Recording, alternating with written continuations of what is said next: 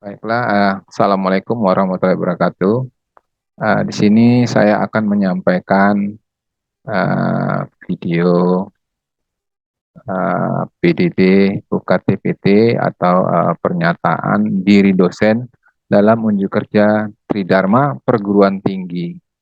Eh, Nama saya mungkin di sini terlihat Teguh Jauhari. Email saya teknikom@gmail.com dengan NIDN 10 12 11 6702. Adapun bidang yang saya sampaikan adalah mengenai bidang pendidikan dan pengajaran.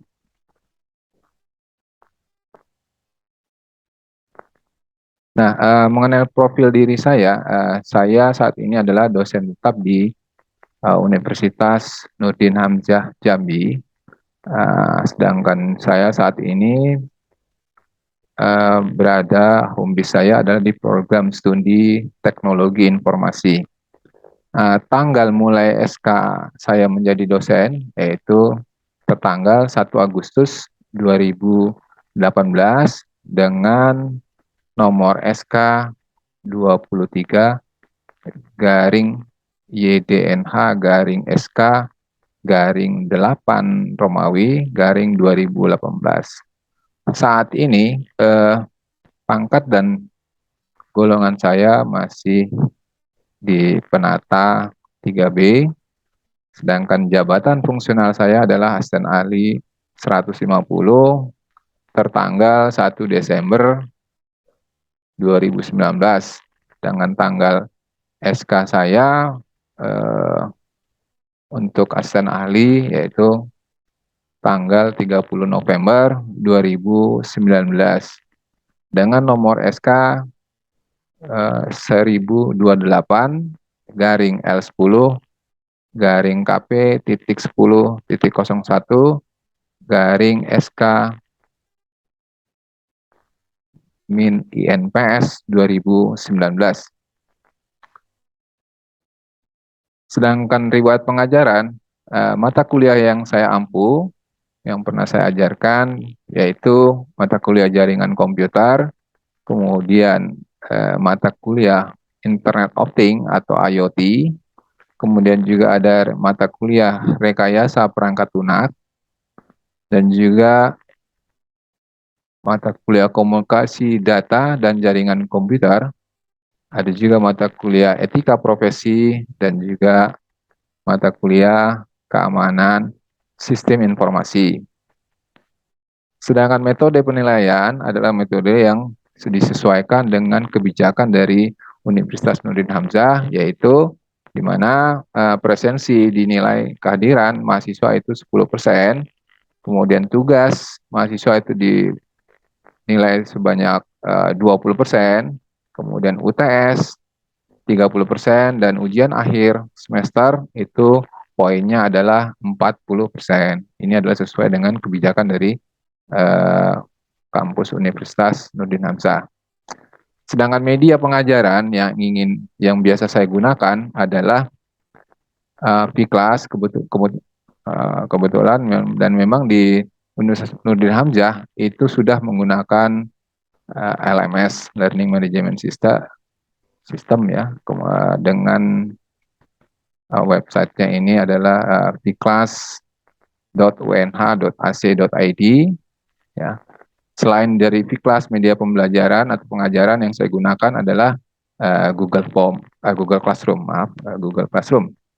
Nah, ini adalah dua media yang saya gunakan sebagai media pembelajaran. Sedangkan modul pengajaran ini adalah contoh dari modul yang saya gunakan untuk modul pengajaran, yaitu modul jaringan komputer. Yang contoh ini adalah semester genap, sedangkan yang di tengah adalah modul rekayasa perangkat lunak. Juga ada juga yang ini modul jaringan komputer juga. Baiklah, ini adalah metode atau media pengajaran saya, yaitu Vclass, dengan alamat URL-nya vclass.unh.ac.id. Nah, di sini saya akan presentasikan yaitu mata kuliah. Saya ambil contoh mata kuliah rekayasa perangkat lunak pada semester genap.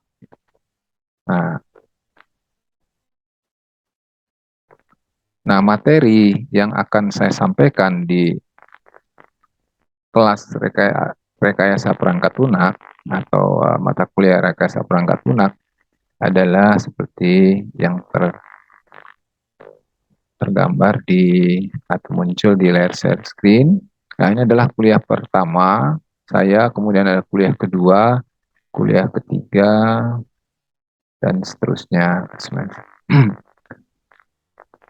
Kuliah untuk pengisian mata kuliah itu langsung bisa diisi di menu ini. Saya perlihatkan. Ya, kita akan mengisi, contohnya sini adalah nama dari mata kuliahnya kita sebutkan, yaitu rekayasa perangkat lunak. Kemudian sini adalah materinya atau pengenal isi daripada mata kuliah itu sendiri. Ini karena adalah kuliah perdana dari introduction, tata tertib perkuliahan atau kontrak perkuliahan, sistem penilaian, dan pengantar mengenai rekayasa perangkat lunak. Di sini juga ada saya upload materi, ya, materi yang formatnya PDF. Nah, ini akan diakses oleh siswa atau mahasiswa. Nah, kemudian ini adalah tempat pengisian materi ya. Kemudian yang untuk pengisian absensi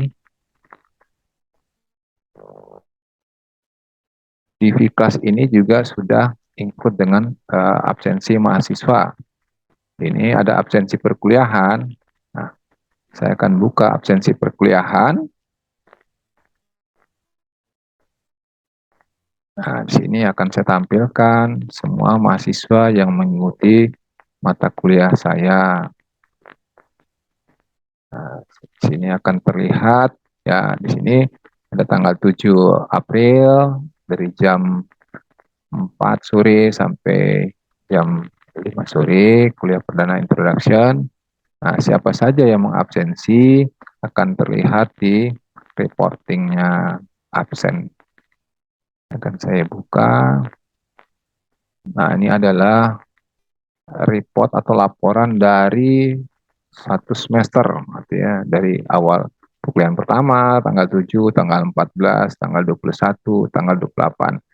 Yang bertanda I, ini ada P, present, artinya mahasiswa yang hadir pada saat perkuliahan. Ini juga ada tanda-tanda ya, ada yang tidak hadir, maka atau lewat waktu, sesuai yang kita tentukan, dia tidak bisa lagi absen. Jadi absen itu selama perkuliahan berlangsung, akan tercatat. Kalau lewat dari waktu habis perkuliahan, maka mahasiswa tersebut tidak bisa absen lagi. Nah, ini absensi dari seluruh satu semester, dari pertemuan pertama sampai pertemuan ke-14. Ya. Nah, ini adalah absensi, di mana nanti tampilannya absen perkuliahan hanya lewat kelas yang dianggap valid. Selama perkuliahan, setiap mahasiswa wajib mengisi absen. Aturannya, absen disediakan mulai dari pertemuan pertama sampai dengan pertemuan 16. Pilih P untuk mengisi kehadiran, present. Ini akan nampak kehadiran dari mahasiswa tersebut. Kemudian juga untuk pemberian tugas, saya contohkan di sini yang saya buka adalah perkuliahan saya yang kedua. Ini terlihat ada saya memberikan soal untuk mereka kerjakan. Ya, dengan memilih menu assignment di depan. Ya, kita sebutkan di sini assignment-nya apa, rekayasa perangkat lunak. Kemudian ada deskripsi. Di deskripsi ini bisa kita masukkan soal yang akan kita uh, atau ya soal yang akan kita berikan kepada mahasiswa untuk dikerjakan. Contoh di sini adalah pertama, berikan contoh komputer yang dikategorikan dengan case. Kemudian yang soal kedua, menurut Anda, apa perbedaan antara komputer yang Anda miliki dengan komputer yang termasuk dalam case? Kerjakan pada kertas double folio, kemudian foto dan upload di Kelas. Batas waktu pengumpulan hari Kamis tanggal 21. Bisa kita membuat soalnya di sini atau kita buat di Word tapi kita drag di sini di file. Di file kita masukkan kalau seandainya kita tidak ingin membuat soalnya di description. Bisa juga di description. Description ini akan tampil. Nanti begitu mereka mulai perkuliahan akan tampil. Nah, di sini ada availability adalah batas waktu. Ya, di sini ada allow submission from. Ini adalah batas waktu kapan mereka boleh mulai mengupload. Nah, karena perkuliahan ini tanggal 18 ya pada hari itu, mulai jam 18, kemudian akan berakhir kalau due date ini batas waktu sebelum berakhir ya, hanya peringatan, pemberitahuan saja. Kalau cut off date ini sudah tidak bisa menerima lagi. Ya, di sini cut off date saya bikin dari 18, 19, 20, 21 sesuai dengan di soalnya batas waktu pengumpulan hari Kamis tanggal 21 bulan 4. Nanti 24 April, di sini saya bikin jam 13.34. Artinya jam 13.34 ya, batas waktunya. Jadi tidak bisa lagi kalau seandainya kalau due date dia masih mengumpulkan cuma terlambat.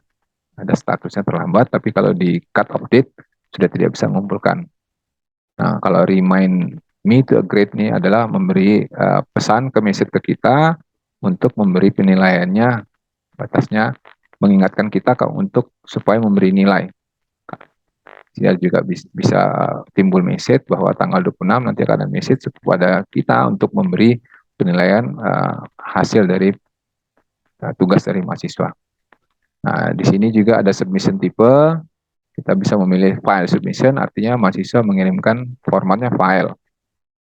Ya, maksimum number, banyaknya file 20, kita hanya satu. Kemudian besarnya adalah 5 mega dan format dalam bentuk PDF. Jadi selain dari format tidak PDF, tidak bisa, misalnya Word, Doc, itu tidak bisa diterima. Kalau kita ingin semua bisa terima, kita tidak usah tentukan. Artinya semua file berformat apa saja bisa diterima. Di sini saya meminta mereka harus dalam format PDF. Ya, kemudian kita save. Ya. Nah, ini adalah untuk pengumpulan tugasnya. Jadi di Kelas ini sudah termasuk pengumpulan tugas.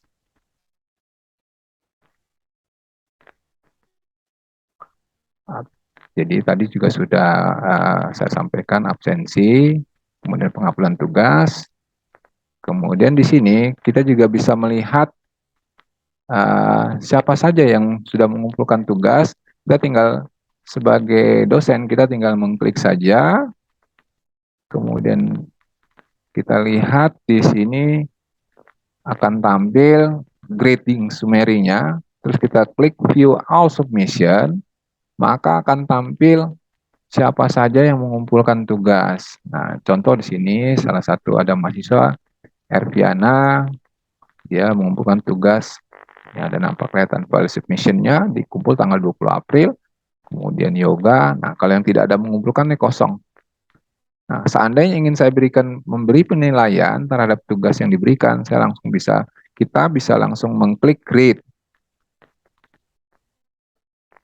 Grade di sini kita beri penilaian, berapa yang kita beri nilai tugas mereka. Ya, kita di sini kita kasih poin misalnya 80. Kemudian kita bisa kasih komentar mengenai tugasnya. Misalnya adalah tugas nomor 1,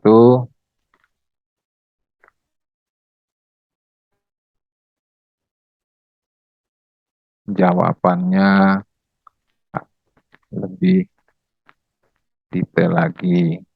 Ya, seperti itu aja ya. Kita contohkan aja. Nah, ini kita langsung bisa save dan mahasiswa akan bisa terlihat langsung melihat jawaban atau berapa nilainya dan feedback ya. dari apa yang mereka kerjakan itu diberi catatan ya, jawabannya. Nah ini jadi dengan menggunakan Fikelas ini bisa terlihat kita juga bisa langsung nilai.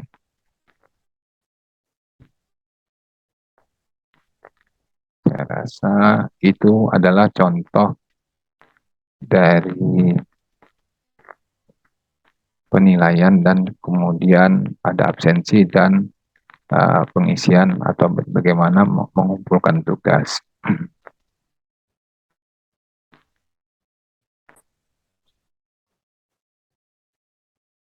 Sini saya akan menyampaikan rencana pembelajaran semester untuk mata kuliah jaringan komputer dengan kode KIM 174312 dengan bobot SKS-nya 3 SKS.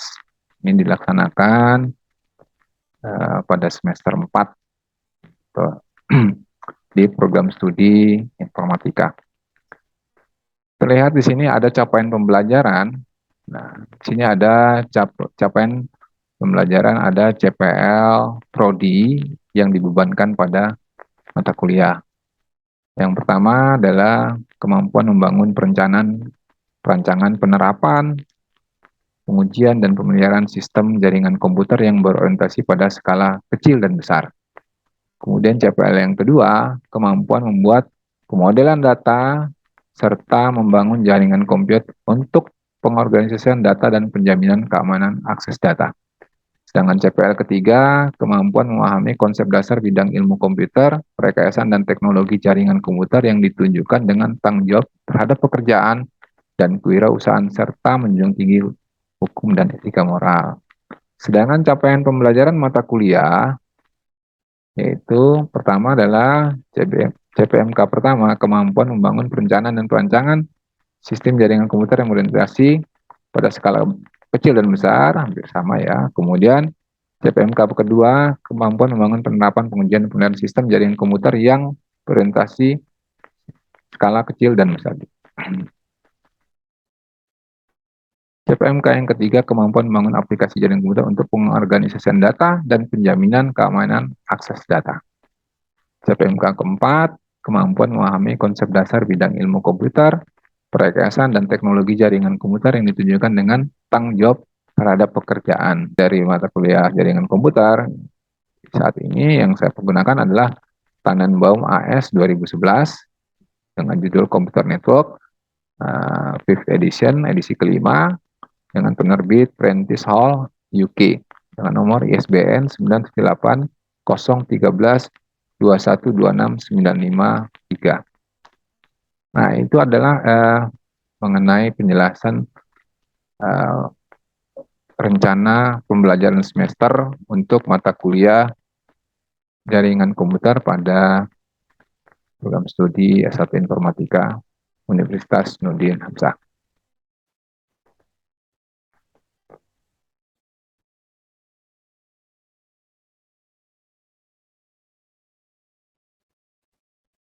Baiklah, kita mulai hari ini ya dengan mengucapkan Bismillahirrahmanirrahim. Assalamualaikum warahmatullahi wabarakatuh. Waalaikumsalam warahmatullahi wabarakatuh. Hari ini kita akan melanjutkan perkuliahan kita yang ketujuh, yaitu mengenai virtual local area network. Sebelum kita mulai, alangkah baiknya kita berdoa dulu. Mudah-mudahan apa yang kita pelajari hari ini akan mendapat rahmat dari Allah Subhanahu wa Ta'ala. Berdoa dimulai. Oke, terima kasih. Sudah selesai ya. Biar tidak memperlambat waktu, saya langsung akan bagi share screen untuk materi kita hari ini. Oke, sebentar ya saya share dulu.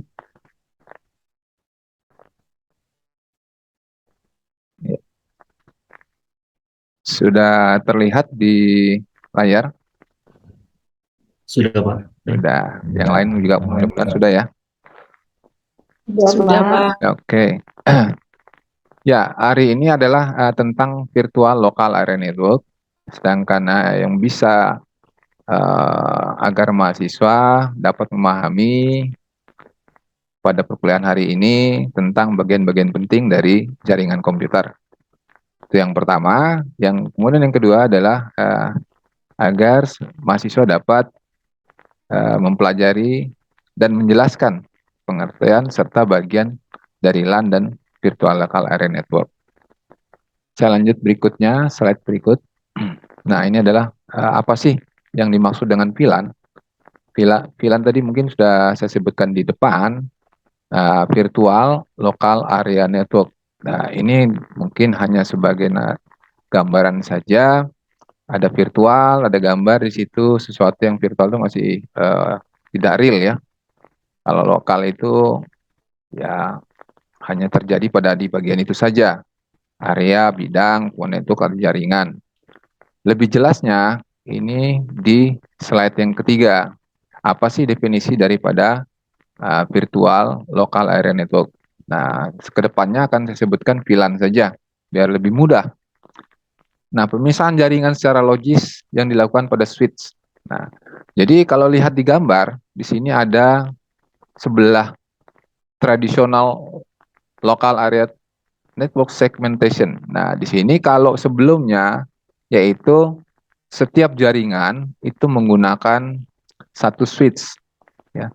Kita lihat nih ya, di gambar sini Anda bisa lihat, kalian bisa lihat di LAN 3 itu ada 4 komputer, kemudian ada satu switch.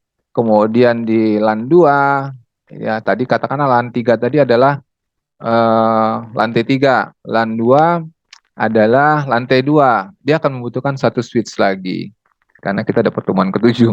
Tapi kalau memang nanti nggak tahu sih, ya boleh nanti kita refresh lagi.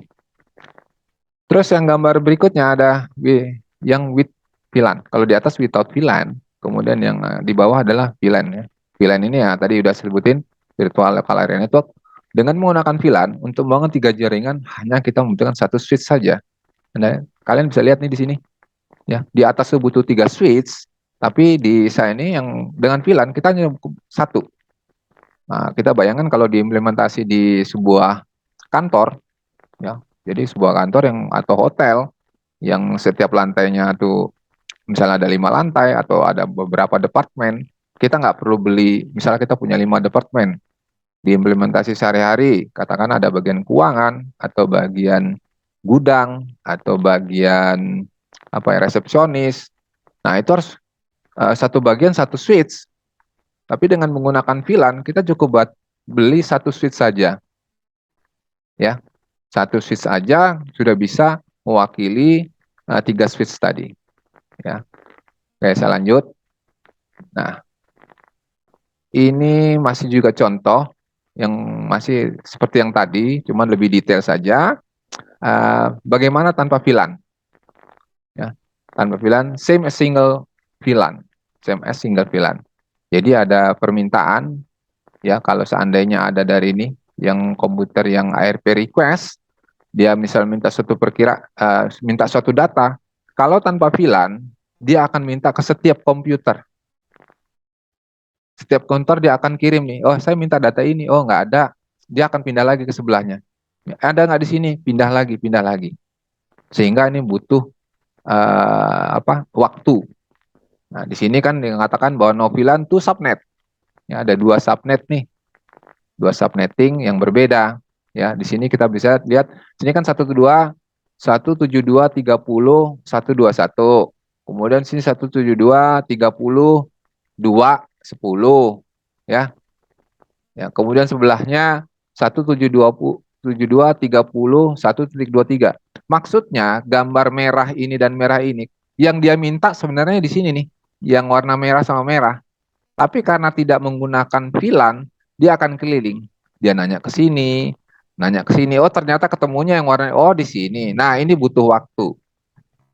Ya, paham maksudnya ya? Nah, itu akan butuh waktu.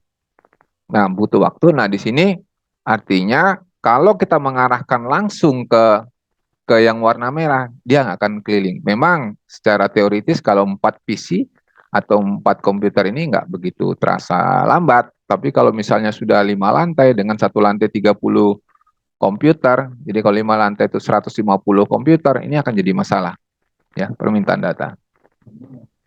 Oke. Terus kemudian saya lanjut lagi. Nah, ini kalau dengan menggunakan VLAN. Ya, dengan menggunakan VLAN, di sini permintaannya sudah langsung dia. Jadi ARP request langsung menuju ke VLAN 1. Karena VLAN 1 dengan VLAN 1, dia tidak akan minta ke VLAN 2. Karena udah kita grupkan, padahal switch cuma satu. Ya, paham ya maksudnya? Ini ada dua subnet nih, dua jaringan berbeda, tapi karena kita grupkan dia, LAN 1 dengan LAN 1.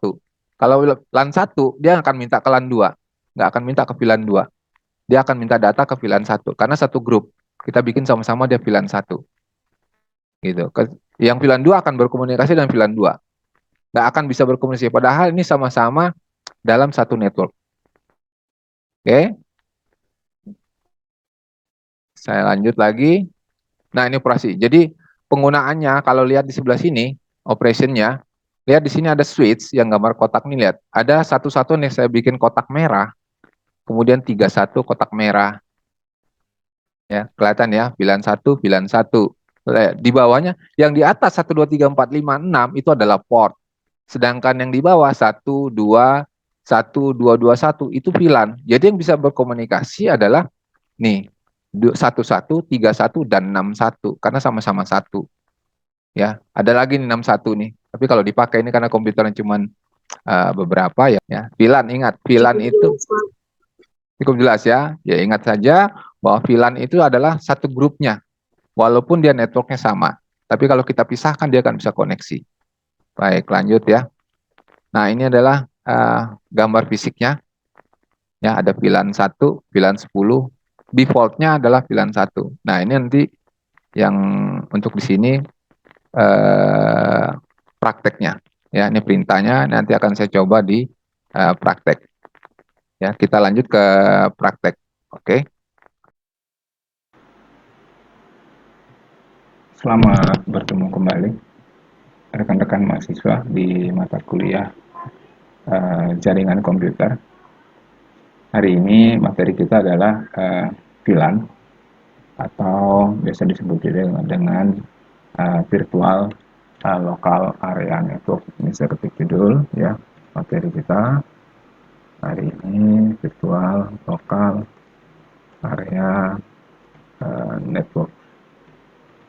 Nah, seperti itu. Oke, saya contohkan di sini seperti apa itu virtual local area network. Ini misalkan saya punya switch, ya, saya ada satu switch, kemudian 20. Jadi 01 dengan 03, 2 dengan 04 nih sama-sama dalam satu database-nya. Dan ini ya, kan ada dua tadi, dua database-nya. Enter. Nah, artinya kalau sudah masuk seperti ini, ya, sudah berarti udah kelihatan tuh. Nah, ini bisa kita lihat, ya, kita exit saja nih. Sorry. Saya exit. Ya. Kemudian saya exit lagi. Nah, kita coba kita show VLAN. Nah, ya, masih ya. Lihat di sini, Anda perhatikan ini yang saya blok ini. Nah, nih. FA01 dengan 03. Dia tidak gabung lagi di sini. Tapi sudah bergabung di 10, sedangkan yang bawahnya 20. Baiklah, demikianlah video dari untuk melengkapi video UPDD UKTPT mengenai salah satu syarat dari kelengkapan pengajuan sertifikasi dosen. Itu saja dari saya, tidak ada lain. Terima kasih kepada Bapak Ibu semua dengan mengucapkan wassalamualaikum warahmatullahi wabarakatuh.